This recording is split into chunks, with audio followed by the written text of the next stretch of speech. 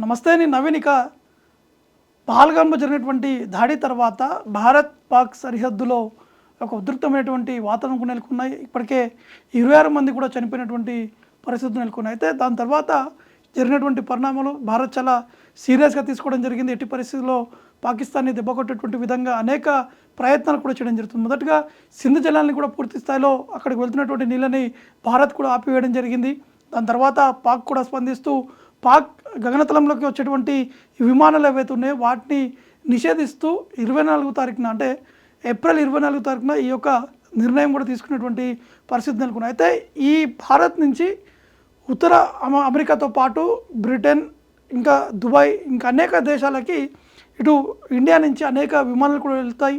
దాంతోపాటు ఢిల్లీ, హైదరాబాద్ నుంచి కూడా చాలా సర్వీసులు కూడా ఉండడం జరిగింది. ఆ విమానాలని కూడా ఎక్కువగా పాకిస్తాన్ గగనతలం నుంచే ఆ ఇతర దేశాలకు కూడా వెళ్తున్నటువంటి సందర్భాలు నెలకొన్నాయి. కానీ ఇప్పుడు పాక్ ఎయిర్ స్పేస్ని కూడా నిలిపివేసినటువంటి సందర్భం నెలకొంది. కాబట్టి చాలా వరకు మళ్ళీ ప్రయాణికులపై కొంత భారం కూడా పడేటువంటి అవకాశం ఉన్నట్టు కూడా స్పష్టంగా అర్థమవుతుంది. అంటే అప్పటికి ఇప్పటికీ దాదాపు గంటన్నర నుంచి 2.5 గంటల సమయం కూడా పెరిగేటువంటి అవకాశాలు ఉన్నట్టు తెలుసు. ఒకసారి మీకు ఈ చూపించేటువంటి ప్రయత్నాలు చేస్తాను. ఒకసారి గతంలో ఏ విధంగా వెళ్ళేటువంటి అవకాశాలు ఉన్నాయి, ఇప్పుడు ఏ విధంగా ఉంది అనే అంశాన్ని కూడా మీకు ఈ మ్యాప్ ద్వారా కూడా చూపిస్తాను. ఇక్కడ న్యూయార్క్, అంటే ఇది ఢిల్లీ ఎయిర్పోర్ట్ నుంచి న్యూయార్క్ వెళ్ళాలంటే ఈ రూట్ మనం చూస్తున్నాము. ఇది గతంలో ఈ పాకిస్తాన్ గగనతలం నుంచే ఈ విమానం అనేది న్యూయార్క్ చేరుకున్నటువంటి ఆ దృశ్యాలు. కానీ ఇప్పుడు న్యూయార్క్ వెళ్ళాలంటే ఈ విమానం అనేది మన ఇక్కడి నుంచి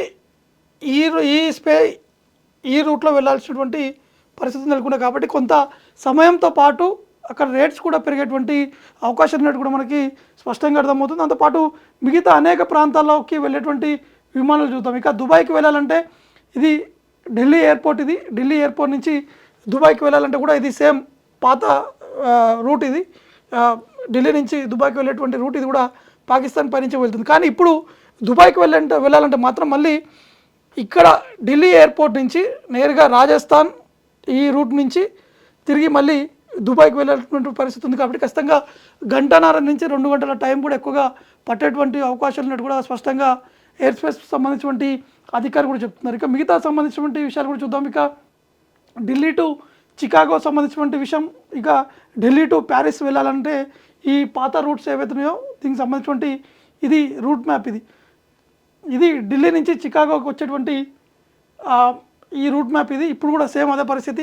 వెళ్ళేటువంటి ఈ ఏరోప్లేన్స్ ఏవైతే ఉన్నాయో వాటిని కూడా రూట్స్ అనేది కూడా ఖచ్చితంగా డైవర్ట్ చేయడం జరిగింది అనేది కూడా మనకి స్పష్టంగా అర్థమవుతుంది. ఇంకోటి మీకు క్లియర్ కట్గా ఒకసారి చూపించేటువంటి ప్రయత్నాలు చేస్తున్నాను. ఇక్కడ ఇది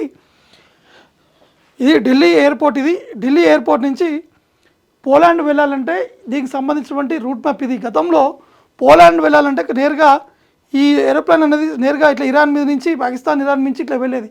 కానీ ఈ గగనతలం అనేది మూసివేసిన తర్వాత మళ్ళీ రాజస్థాన్, గుజరాత్ ఈ రూట్ మ్యాప్ ఏదైతే కనిపిస్తుందో మీకు, ఈ రూట్ మ్యాప్ ద్వారా ఈ విమానాలు పోలాండ్కి చేరుకునేటువంటి సందర్భాలు నెలకొన్నాయి. ఒకసారి పాత రూట్ కూడా మీకు ఒకసారి చూపించేటువంటి ప్రయత్నాలు చేస్తారు. ఒకసారి ఇది ఢిల్లీ ఎయిర్పోర్ట్. ఇది ఈ నుంచి నేరుగా పాకిస్తాన్ మీదుగా, ఇరాన్ మీదుగా ఇది ఈ రూట్లో వెళ్ళాల్సింది. కానీ పాక్ సంబంధించినటువంటి గగనతలం పూర్తి స్థాయిలో నిషేధించారు. కాబట్టి భారత్ సంబంధించినటువంటి విమానాలు ఏవి కూడా తమ గగనతలంకి రావద్దని చెప్పేసి కూడా వారు ఒక ప్రకటన కూడా విడుదల చేయడం జరిగింది. ఈ నేపథ్యంలోనే దీనికి సంబంధించినటువంటి ఈ రూట్ మ్యాప్స్ కూడా చేంజ్ చేయడం జరిగింది. ఇక మరొకటి ఢిల్లీ నుంచి ఆస్ట్రేలియాకి వెళ్ళేటువంటి ఈ రూట్ మ్యాప్ కూడా చూస్తున్నాం.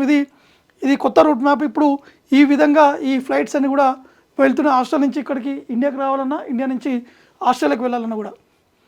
ఇక మరొకటి ఫ్రాన్స్కి వెళ్ళేటువంటి, ఆ దేశానికి వెళ్ళేటువంటి విమానాలు ఇటు హైదరాబాద్ నుంచి ఢిల్లీకి వెళ్ళి ఢిల్లీ నుంచి అక్కడి నుంచి నేరుగా ఫ్రాన్స్ కూడా చేరుకుంటాయి. కాబట్టి ఆ విమానాలకు సంబంధించినటువంటి రూట్ మ్యాప్ కూడా మీకు చూపించేటువంటి ప్రయత్నాలు చేస్తున్నాం. ఇది ఇప్పుడు వెళ్తున్నటువంటి ఈ విమానాలకు సంబంధించినటువంటి రూట్ మ్యాప్. ఇది గతంలో పాకిస్తాన్ గగనతలం నుంచే ఇవి అన్నీ కూడా ఈ ప్రాంతానికి ఫ్రాన్స్ కూడా చేరుకునేటువంటి ఆ దృశ్యాలు కూడా మనకి స్పష్టంగా ఉన్నాయి. కాబట్టి మొత్తానికైతే ఈ ఫ్రాన్స్ సంబంధించినటువంటి ఆ దేశాలకు వెళ్ళేటువంటి వారు కావచ్చు, ఇంకా ఇప్పుడున్నటువంటి పరిస్థితుల్లో మాత్రం ఖచ్చితంగా ఈ ప్రయాణికులపై మాత్రం ఖచ్చితంగా భారం అనేది పడేటటువంటి అవకాశం అనేది కూడా మనకి స్పష్టంగా అర్థమవుతుంది. ఎందుకంటే సుమారుగా హైదరాబాద్ నుంచి దుబాయ్కి వెళ్ళాలంటే సపోజ్ 10,000 రూపాయల ఛార్జెస్ ఉంటే కానీ ఇప్పుడు మారినటువంటి రూట్ మ్యాప్స్ కావచ్చు, ఫ్యూయల్ ఛార్జెస్ కూడా ఎక్కువగా పెరుగుతాయి కాబట్టి ఖచ్చితంగా వంట ప్రయాణికులపైన ఎక్కువగా భారం కూడా పడేటువంటి అవకాశాలు కూడా ఉన్నట్టు కూడా మనకి స్పష్టంగా అర్థమవుతుంది. అంటే యాజ్ ఆఫ్ నౌస్ ఇప్పుడున్నటువంటి విమాన శాఖ చెప్పేదాని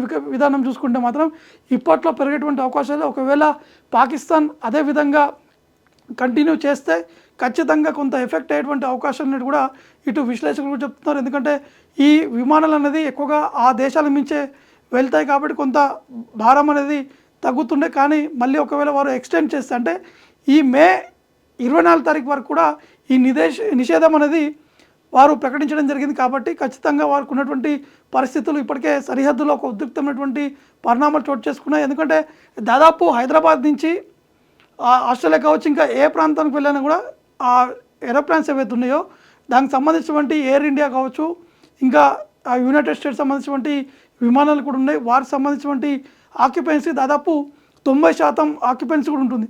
కానీ ఇప్పుడు ఆక్యుపెన్సీ ఉన్నప్పటికీ ఈ రేట్స్ అనేది చాలా వరకు అంటే దాదాపు ఒక 4 నుంచి 5 వేలు పెరిగేటువంటి అవకాశం కూడా తెలుస్తుంది. దాంతోపాటు గంటన్నర లేదా 2 గంటల సమయం కూడా పెరిగేటువంటి అవకాశం ఉంది. అంటే డ్యూ టు అక్కడ ఉన్నటువంటి పరిస్థితులు, అక్కడ ఉన్నటువంటి ఏరియాని బట్టి, డిస్టెన్స్ని బట్టి కూడా ఈ రేట్లు ప్రయాణికులపై కూడా ఎక్కువగా భారం పడేటువంటి అవకాశాలు ఉన్నట్టు కూడా స్పష్టంగా అర్థమవుతుంది.